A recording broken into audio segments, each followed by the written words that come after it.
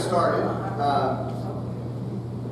We are down to 1, 2, 3, 4, 5, our sixth session for the summer in our issues class, and I think they have all built upon each other to the point where we are starting to get a very clear picture of a complicated story. Today we have Cathy Hinko with us. She is the Executive Director of the Metropolitan Housing Coalition. Probably most of us know what the Metropolitan Housing Coalition is because we as a congregation have been supporting it with our Church in the World dollars for at least 20 years, if not longer. It is a research-based advocacy organization that really addresses and pursues the issue of fair housing in Louisville. It operates a $700,000 loan pool for nonprofit housing developers and was involved with the launching of Community Development Financial Institution. The organization has been connected to our church since its inception. At the very first meeting, and I can't recall where that meeting was. It could have been in our basement here, but I'm not sure. But I do know that our very own Paul Fraley was in attendance, our former associate pastor at the very first meeting. Jim Chatham was involved. When I first moved to Louisville, before I started my own architectural practice, I was working for another architectural firm, and I was trying to get involved in the city, and I was trying to figure out, there's two special people right there. I'm going to introduce you all in a second. I was trying to figure out how to connect myself with some of the justice issues in this community, and I found that the organization seemed to have the broadest, truly a coalition of people from the banking industry and from the nonprofit industry and from the religious groups, was the Metropolitan Housing Coalition. And what really sold me on Highland Presbyterian Church is that every time I went to a meeting, people stood up and introduced themselves. I recognized them. The former chairperson of Habitat for Humanity was a member here at the time. And just, there was a lot of Highland Presbyterian people here. I served on the board of directors for 6 years as vice chair during the time when Susie Post, who just passed away this past year, was there. She was, I know many of you know who Susie was. She was an amazing justice warrior in this community. But we currently have 2 others serving on their board who just walked in. David Morrison is on the board, and John Cullen is the past board chair who just ended his board chair term like a month or so ago.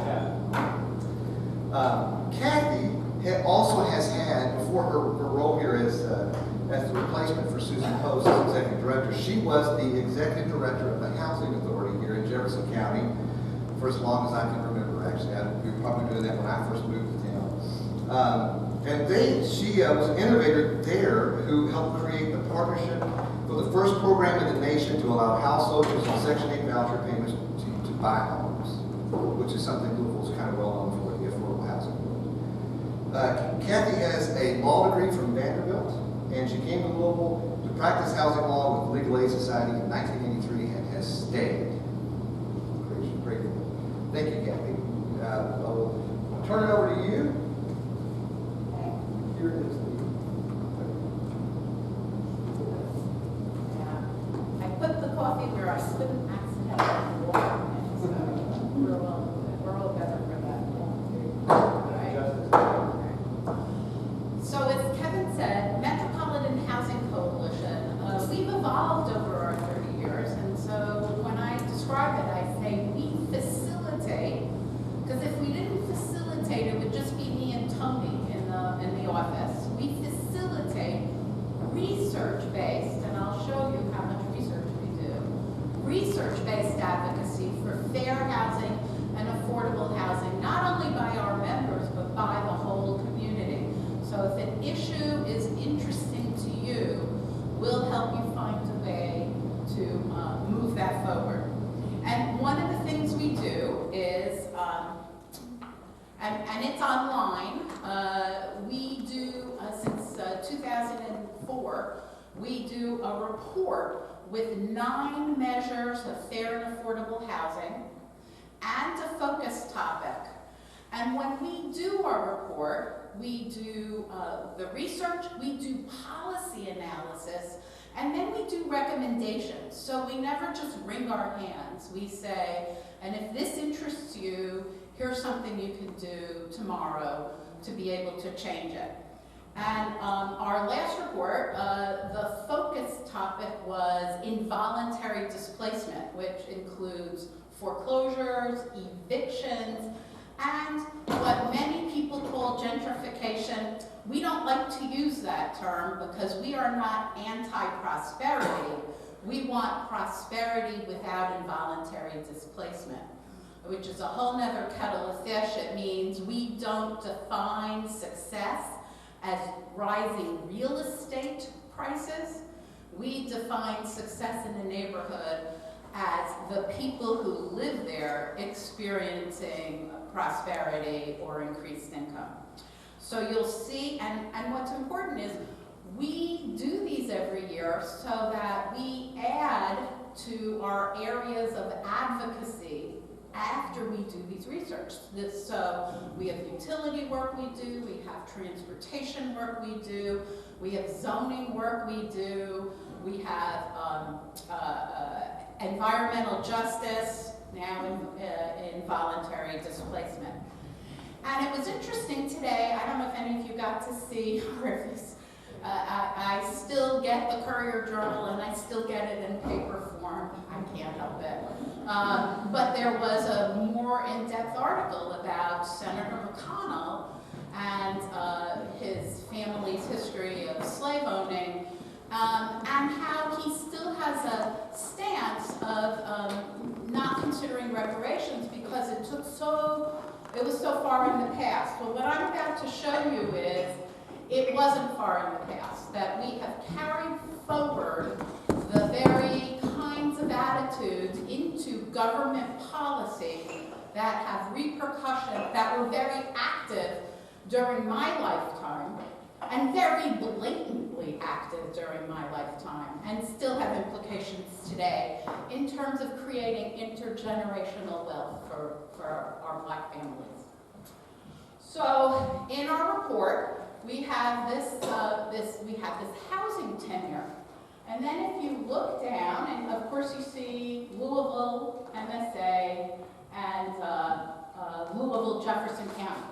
So looking at Louisville, Jefferson County, what I noticed was there are 225,000 white households have an ownership rate of 70%, 70%.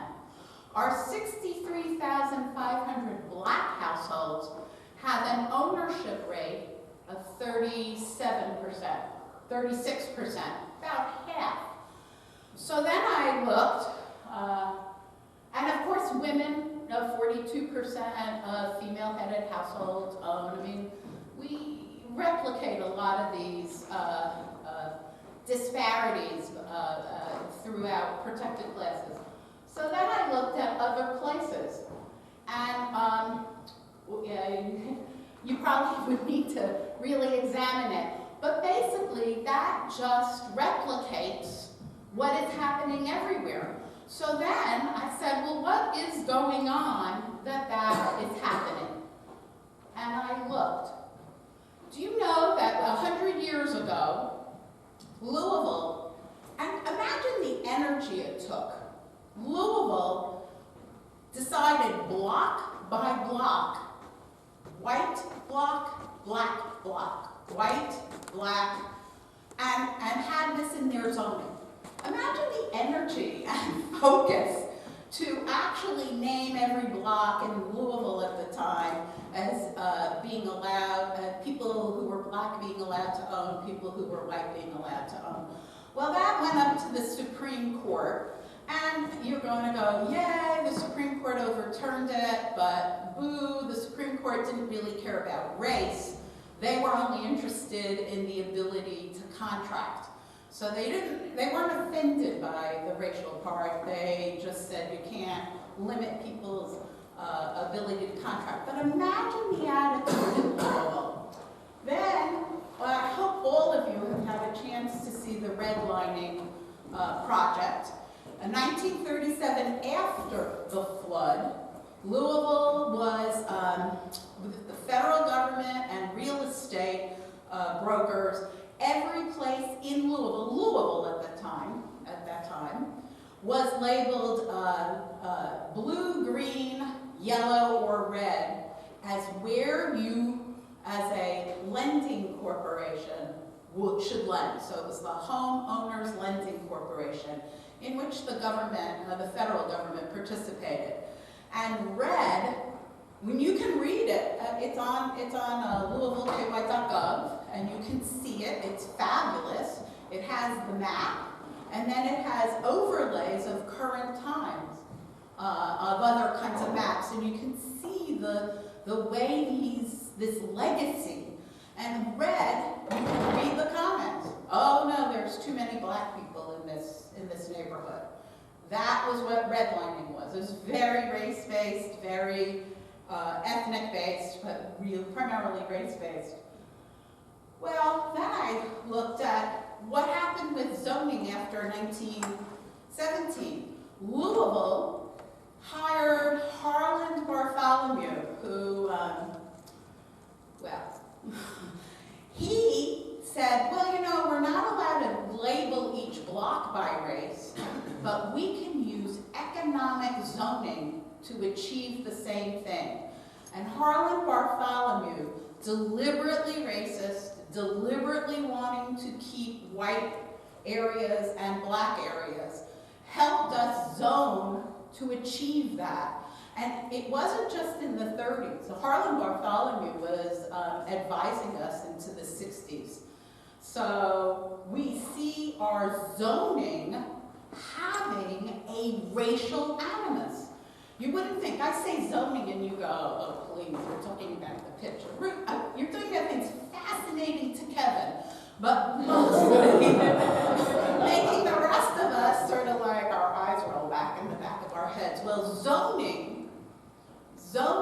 is our bone structure, and our bone structure was deformed. Our bone structure had racial animus about where, plot by plot by plot, deciding who could live there. Not just deciding it was residential, but deciding who could live there. And that zoning is still the zoning we have today. Then I looked at, well, what else happened? And in the 40s to about 1980, the federal government had three major policies. They wanted to change us from a rental society to an ownership society. And that is a good thing. I mean, that, you know, builds intergenerational wealth, right? But they wanted to change white America from a rental society to an ownership society.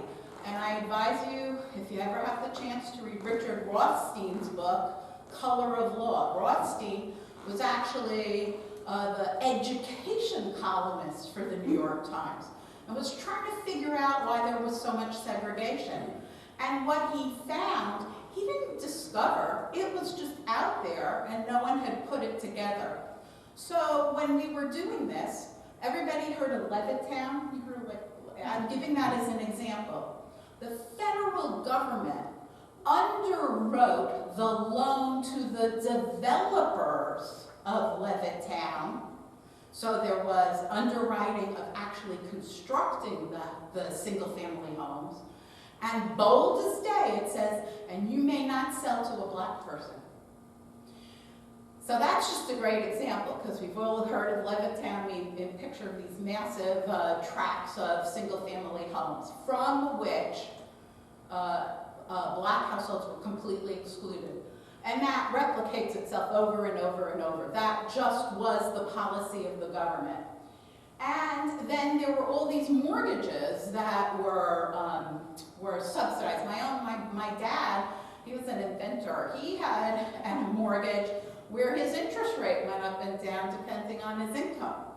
And that mortgage helped send my sister and me to college. So we talk about intergenerational wealth. Blacks were excluded by policy, open policy, from getting these mortgages. I gave this talk, and Denise Clayton, Chief Judge of the Kentucky Court of Appeals, who's African American, spoke after me. This was to the League of Women Voters. And she was speaking about something else, and she got up and said, my dad had a BA, came back from World War II, a GI, and he could not use his GI Bill to purchase a home. And he could not use his GI Bill to get his master's because the universities were segregated. And any time I tell this to an audience that includes a number of African American people, someone comes up to me. Think of this. This is in family history. This is what is passed down as history from generation to generation. People remember how they were blocked from entering into home ownership when everybody else was entering into it. So we have that. And to show you how lingering this is, Shelley versus Kramer, deed restrictions. Susie Post talked about, she was looking at a house and it had in the deed, may not sell to Negroes or people of the Jewish persuasion. Those appeared in deeds well into the 90s. Now, were they enforceable? No, but guess what? It took until 1972 before those deed restrictions were finally considered unenforceable by a decision by the Supreme Court. 1972. They started in 1947 on this case, and it took until 1972. The animus was amazing. That is the third. Remember I said there were 3 policies of the federal government? Underwrite white home ownership, exclude black home ownership. Well, the third policy is one that lingers today. The third policy was that if someone who was black did move into your neighborhood, that was labeled as toxic to your neighborhood. So we still have that today. Many of you have heard about the the Wade family. They wanted to purchase in Shively. That was at a time when Shively was not as African American as it is now. They were completely excluded. They were not allowed to get a mortgage. So the Braden family purchased a home and said, well, we'll sell it to you and you can pay us. That family was firebombed. In fact, a bomb was planted under the room of their very, very young daughter. And what was the response of Louisville? They put the Bradens on trial for help me out, buddy. Subversion? Subversion, yes. And it went to the Supreme Court. So who was put on trial? Who was found? Who was declared to be the lawbreaker? This was Louisville. Then we have issues of urban renewal in Louisville. You can see an interview with the mayor at the time of urban renewal, and I can constantly forget his name. That is one of those. I have a great memory. It looks like Swiss cheese, unexpected holes. And you can hear him saying, oh my God, yeah, we're just moving black people out. Today, think of it. 70% of whites own, 36% of blacks own. When people talk that they don't like tenants, it's coded language. And of course, we're worried about prosperity without displacement. This is 1932. This is the report, and Harlan Bartholomew was involved with this. This is the Louisville attitude. If it were possible to create among the Negro masses a real desire for decent accommodations, the slums would automatically eliminate themselves. So this was the attitude of disinvestment in black neighborhoods. So I talked about zoning.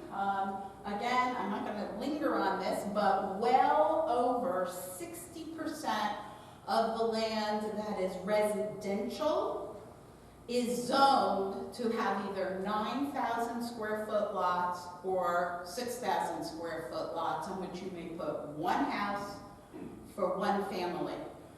Well, it's not hard, as I say, it's not rocket surgery to know that if you have disinvested households, and in fact the poverty rate for black households in Louisville is 30% compared to 11% for whites, that what you are really doing is excluding people of color by simply doing that with zoning. Minneapolis, in the last year, has done away with exclusively only one house on a lot.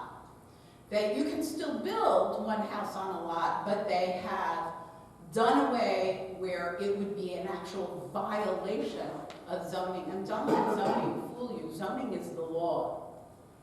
Zoning is the law. So by law, we were keeping people from being living elsewhere. And you can see single family altogether, 73%, multifamily, 6%. That's a little misleading. There's more places where you can put multifamily that are included in some other categories, but you know, obviously that does not mean that there's huge swaths. We have herded people into small places. A great example is, see over there in East Louisville, that how big it is with the white around it. That's a census tract. And how small it is up in West Louisville. About the same number of people live there.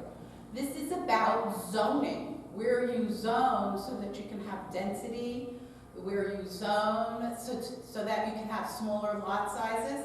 Not a guarantee, but certainly techniques for affordable housing. We have zoned those out, and you can see very visibly. Now we're looking at eviction rates, and you can see, well, people are being evicted where they're renting, right? And we have some pretty high eviction rates in Louisville. Although Louisville has 20 to 21% of the renter-occupied housing in the state, we have 67% of the evictions filed and 54% of the actual judgments.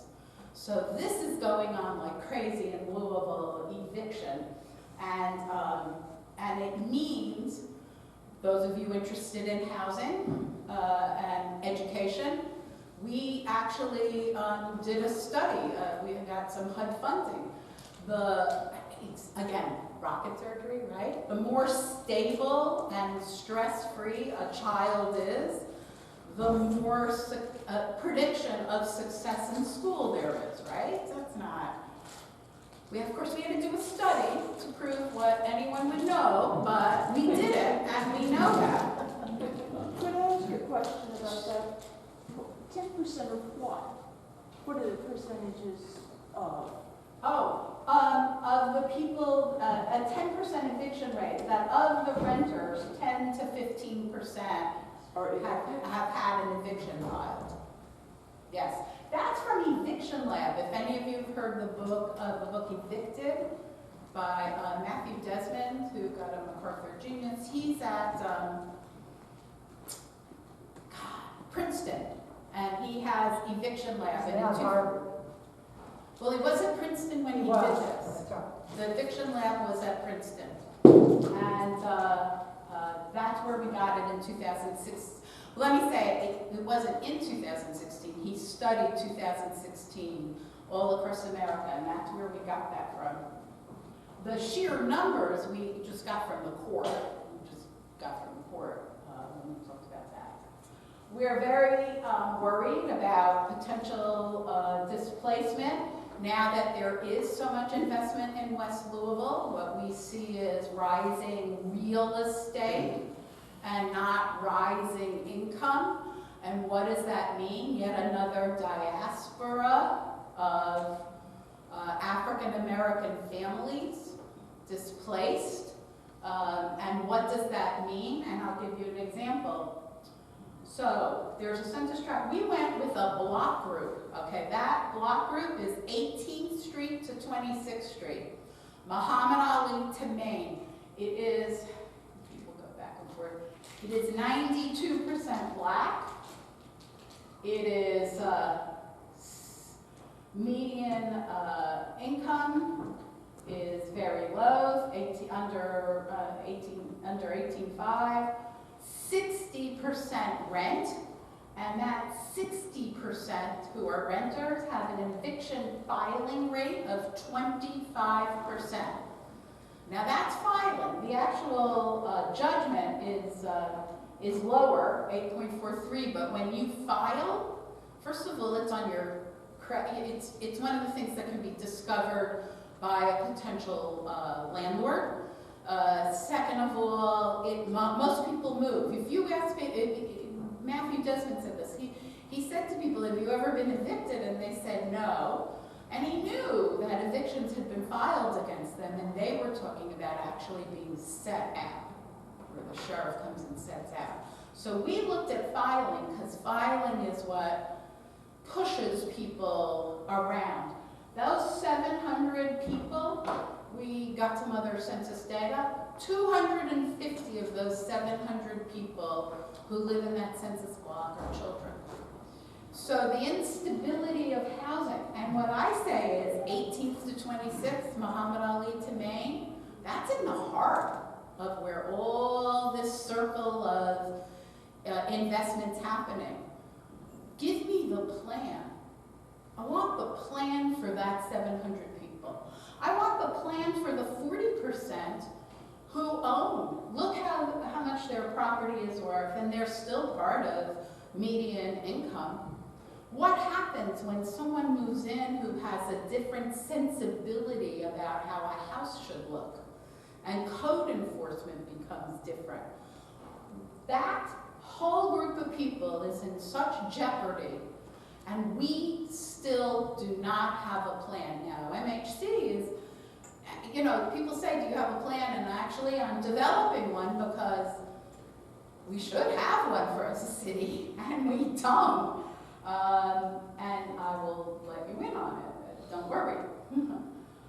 Now, the other thing is that one of the ways we hide, so when you take a lens and you say, wait a minute, I know this disparity in ownership and having an asset. Where else is there disparity? Well, in income. Black household income is about, median income is about half of what white income is. So we hide how affected black families are by how much we have not allowed them to participate in asset building and wealth building by using a general median income where you dilute what's really happening in to the class of people where we have so deliberately aimed to keep them in poverty, to keep them without wealth. And that way we dilute it, we hide it, we even have programs that mean there's going to be less black participation. Now, I'm not advocating for a program that only serves Black Louisville, but if we said, oh, instead of 50% of median, we're going to use 15% of median for these very important programs that help people. Hey, listen, everybody's poor at 15% of median income here, so there you go. You would be addressing the most fragile households. And I remind you that women earn 20%, women wage earners in Louisville earn 20% less in wages, hourly wage, than men. Women, female-headed households in Louisville with children, they have a higher poverty rate than in general. So there's a lot of people who would be covered. Latinx, there's a lot of people who'd be covered. If we stopped diluting and if we stopped deluding ourselves about who is affected and who we need to more clearly address our programs. So here's another example. When you start thinking about everything in terms of, oh my gosh, this historic discrimination, which isn't really very, it's not history to me, I lived through it, right? It's my history. What's the legacy now? Here's an example. Foreclosure sales. So if there's a foreclosure, and it goes to get a judgment, then one avenue for getting the house sold and getting it translated back into money to pay the lender, because the lender lent money, and the lender's, all the house is a guarantee to be able to have something to get your money back. So where foreclosure sales, you know, people say auctions at the courthouse steps, that's how people know it, right? If you have foreclosures in more affluent areas, there's more options about how you dispose of the house. You can sell it, there's all kinds of things that can happen. So the foreclosure sales are very much located in African American poor neighborhoods where people have very little home ownership. So what now? The Administrative Office of the Court. It's not the law, it's the AOC. They said, we want our jobs to be easy. You have to have a bond that covers the entire cost of what you're bidding on, if you're going to bid on a house here. Okay? What do you need to get a bond? You need an asset, don't you? So the very people who live in the neighborhoods and don't own are the people who cannot get the real estate in their own neighborhood. That's impact number one. Impact number two is that means these are destined to remain investment housing in perpetuity unless we change things. So, for instance, we're working to have the AOC change their rules. We're also working to put together a program where we got a nonprofit that purchases these properties, not the ones at $6,000 that are falling apart, but anybody who has been to these foreclosure sales, and I have, knows that there are some true bargains to be had if you can acquire them. So we want to acquire them and hold them as home ownership opportunities for the people who are there. This is just an example. What I would love is any of you who go out now and you say, you know, I'm taking this lens of we don't let people have an asset for intergenerational wealth. We make sure that we have herded them into small areas, and yeah, I just to compare with other places. And you know, I didn't even put up here the charts of where black households live, where poor households live. I mean, you guys know that. You live here, right? So here's poverty. Here's black households, let's see, Hispanic, female-headed households. It's very interesting to me. Female-headed households are more correlated with poverty than with race. But anyway, so if you use this, I'm sorry, I realized I didn't even put up those charts so you could see where we have herded people. But you know Louisville, so you know what I'm talking about. If you have a city that is 23% black and you have census tracts that are 96% black, hello, right? It speaks for itself. So if you go out and you look at that, you will begin to see ways in which we dilute and delude ourselves with our programs and with our focus. Here's another thing. Chart 1 is just age and sex, total population of Louisville. Chart 2 is age and sex, black African American population. Look at that indentation of black men, 25 to 44. Yeah, it's supposed to be a pyramid. So we all are pretty aware of the causes for that. But I'm a housing person. So what do I get from that? Guess what? When a family is most likely to purchase their home for the first time, We have a lot of single income households in black neighborhoods. Or people, families who are black, there's single income households because we have removed the second earner, so we don't have two earner households. So that becomes a nut that we need to crack as well. So even the implication of how we conduct our policing and all of that has a housing implication. I'm sorry, I didn't follow how we have removed the second income. What do you mean? Well, the research I did shows it's probably through law enforcement and incarceration that so many a high percentage of black men are removed from our community. I see. So they're not there to be a two-earner household. And if we went way back to the housing tenure chart, you would see that two-earner households are much more likely to be able to afford purchasing. So at the very ages when family would purchase, some of our other policies have this housing implication, and so we need to just face it. And there's a variety of things we can do, but we can also make it easier for single income households, one adult with children, to be able to afford housing. Did I go the wrong way? I talked about I think I put it in twice. So we are embarking on something we call 22,000 equities. I thought that was so very clever, but it's not a great title.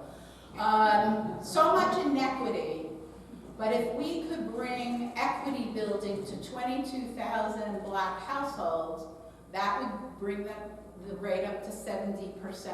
So we talk about that. And so I laid these back, all of this out.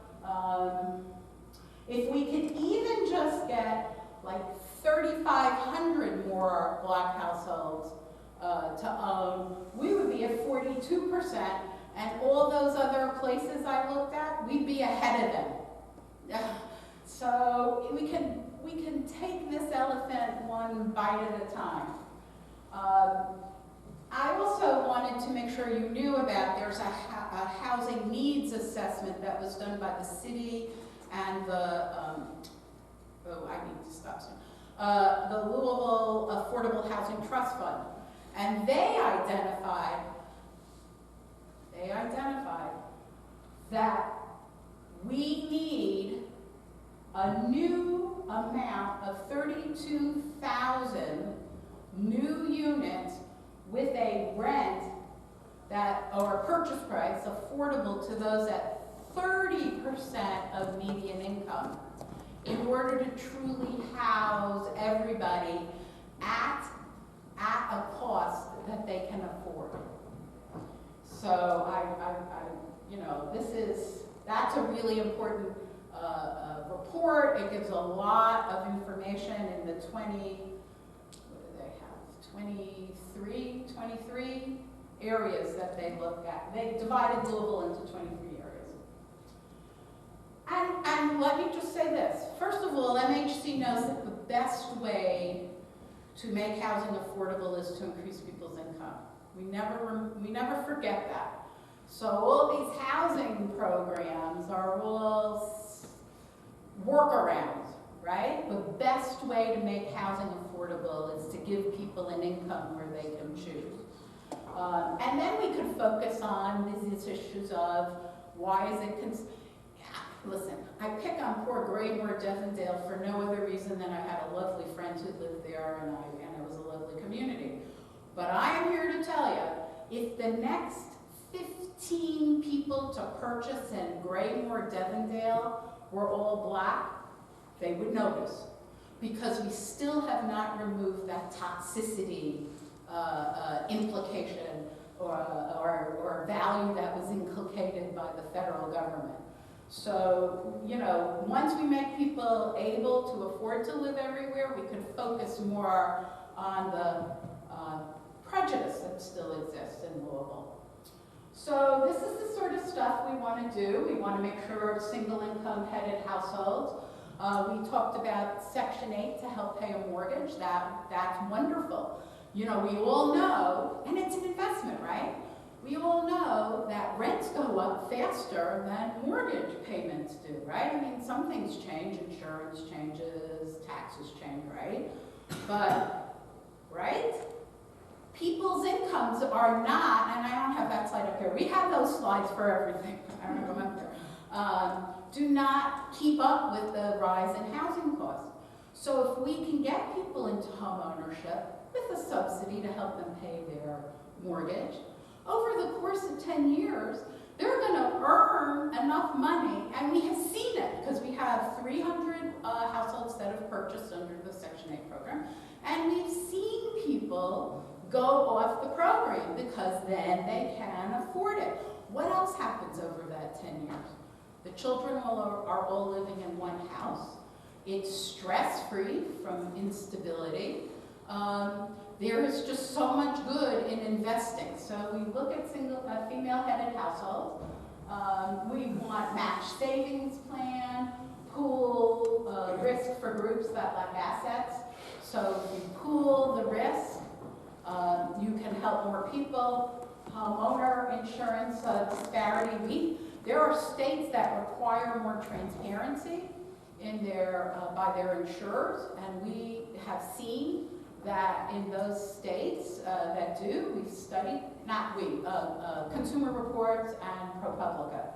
We've seen that there really is no greater payout in the neighborhoods where people are being charged twice as much as the people in as the areas where people have half the rate.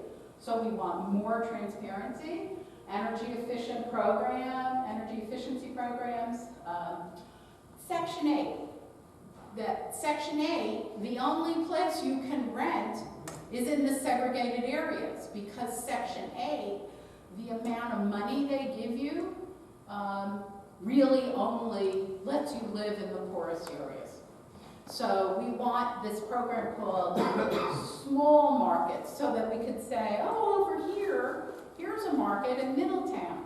If we helped people with more money, people could live in Middletown. I'm picking on Middletown. I don't have no reason to pick on them more than anyone other than you kind of know where that is, right? Prospect, right now. Using payment of rent as a positive event in credit scores. That's only begun to happen.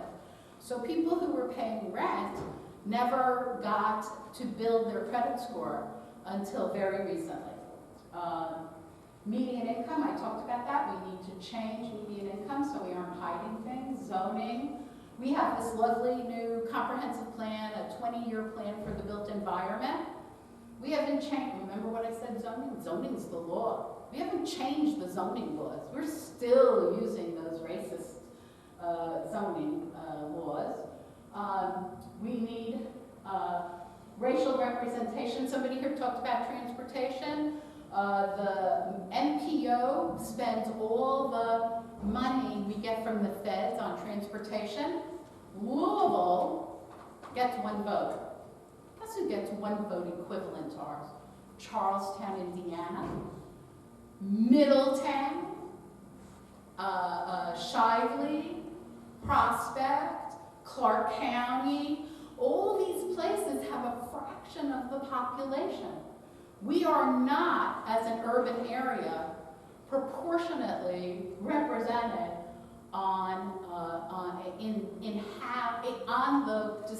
in the decision-making body on how we spend our federal money.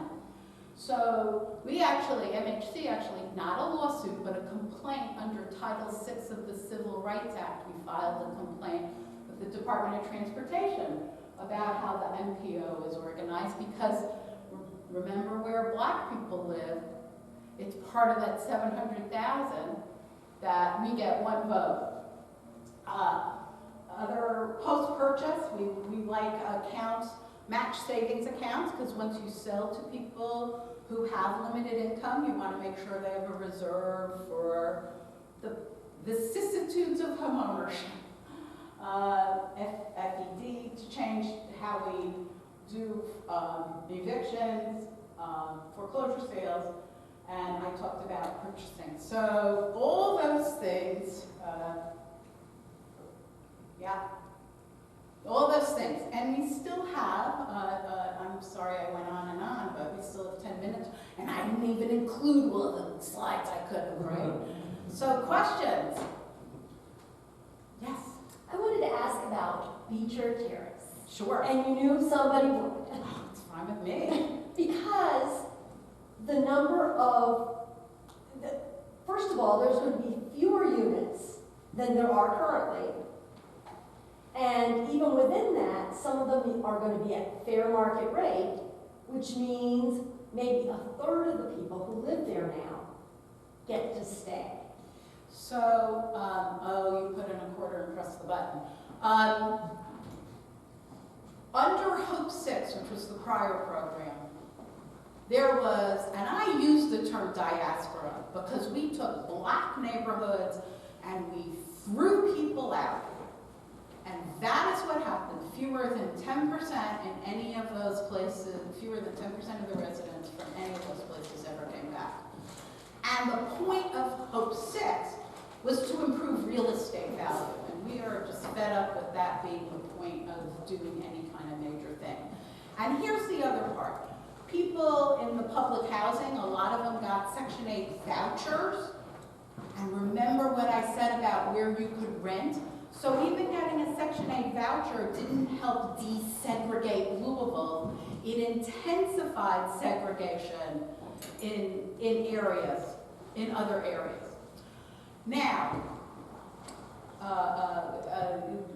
Beecher is slightly different because it came under choice, but it's the same impact. They do have a greater commitment to bringing people back, but here's one of these things where when we first created Beecher 80 years ago, and it was brick facades, it was the kind of housing I grew up in Queens and New York. These brick two-story rentals, right?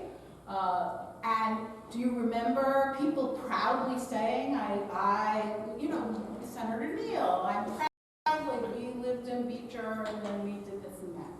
And then policies changed and it became, and we had rent ranges. So you had people of different incomes living there. And then policies changed and it became, through federal policy, public housing became almost uniformly the most low-income areas. With Beecher, they say there's a greater commitment for people to come back. But with all of the public housing replacement that has happened in the last 40 years, you no longer have the federal government funding it. When Beecher was built, the federal government funded it. Now you have to get private investors through low-income housing tax credits. Anybody ever heard of those? Low-income housing tax credits. So this is a case of everybody getting to dip their beak in housing poor people. So you get these tax credits if you're the developer, and then you sell them to banks, corporations, because if you can sell a $1 tax credit for 85 cents, you've just saved 15% on your tax, right? Every dollar that you owe where you only have to pay 85 cents, right? So they get these tax credits, but I mean, it doesn't make them evil. They say, but we want this to be a success, so we want a more sanitized population. We don't like those problematic, pesky, current public housing residents. Bring us in a higher class of poor people, please. I don't even blame them, right? They want to they're about money. There's no question about it. They are not about public service, they are about money. And that is what has happened to public housing. To the extent that those of you who think public housing is apartments for the poorest people, not by federal law anymore. By federal law, now the voucher program has a mandate that 75% of the people coming on Section 8 have to be at or below 30% of median. Not true for public housing. Used to be public housing really served the poorest. Not anymore. So one thing about Beecher is, yes, they are going to do one-for-one replacement, just not all on that footprint. So they are buying places elsewhere. They are also entering into contracts with current apartment complexes to do a certain number of apartments to be the replacement for public housing. Now, my problem with that is, okay, so people want to apply for public housing, they got one place they go and they apply, right? They're saying, I thought, Gidget goes to a public housing meeting. They're actually having individual waiting lists. So instead of one place for a low-income person to go to apply, if there are 20 places getting contracts for 20 units, you would have to go to 20 places to apply. We can't get a commitment that there wouldn't be an application fee. And we can't get a commitment that all 20 of those would have the same policy on criminal history or financial history. So basically we are balkanizing public housing to the extent that we are, I certainly think it's going to lead to fair housing issues. Because I refuse, they say it's a Section 8 kind of contract, I keep calling it replacement public housing. So that's how they're doing it. And also, the contracts are for 20 years with another 20 years. So Beecher listed 80 years. These will last 40. So there's a lot of problems, but the problem isn't one-for-one replacement. They are doing that. We have some problems, but they're addressing it. We almost filed a fair housing complaint because they were replacing 3-bedroom units with 1-bedroom units, and we were saying, listen, you are on the edge of violating familial status if you keep doing this, so they got better. So that's my problem. And the sad thing was, I don't know that physically they had to come down. People were just saying, we want to get rid of who's there. People were saying, your neighborhood would be better if only you weren't there. And that's what all of these have been like. So we're hoping that more people, a higher percent of people are able to come back to Beecher. That, remember, I'm not the housing authority. I'm MHC. We're an independent nonprofit advocacy organization. But does that answer more than answers your question? I'm sorry. It was great. Okay. This morning, as I recall, the CJ reported that Louisville has an eviction rate twice the national average. Can you explain that? Well, everyone believes that Louisville is affordable, and it isn't for the wages that we get. And that really is the truth. So that it's very tenuous. Also, more higher income people rent, so that the number of units or percent of units that are affordable to low wage earners is decreasing. So that you get people who are, that's why they talked about 32,000 new units affordable to people at or below 30% of median is needed in Louisville. So it and let me say, we are talking about wages. I mean, people are working. We have a low unemployment rate. We should have a, in the old days, the low unemployment rate was a nexus with low evictions, right? Not anymore. We decoupled a minimum wage from a minimum ability to live. I'm sorry, going on and on, but that's why you asked. I found it interesting in the CJ, I raised this. Mitch McConnell saying, oh, well, this happened 150 years ago or whatever.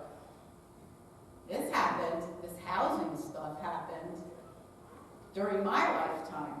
So if it's not reparations, I'd love a gigunda fair housing case against the federal government to help people get into ownership. I'm sorry, have I answered your question?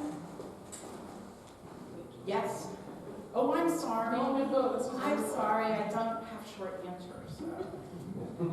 So if anybody has any other questions, I'll hang around. Let's please thank Cathy. I just wanted to give a very brief shout out for next week that Mary Gwynn Wheeler and Marlon Cole are going to be here to talk about Evolve 502, and Kevin wanted me to pull up this slide because I think a lot of us don't actually know what this program is because it's very new and up and coming. But it's an educational promise that will offer free tuition to any Kentucky community and technical college or Simmons, which we know very well, for every graduate of JCPS schools beginning in 2021. So please come and hear about this program next week, and Cathy might stick around and answer some more questions if you guys have them. Thank you.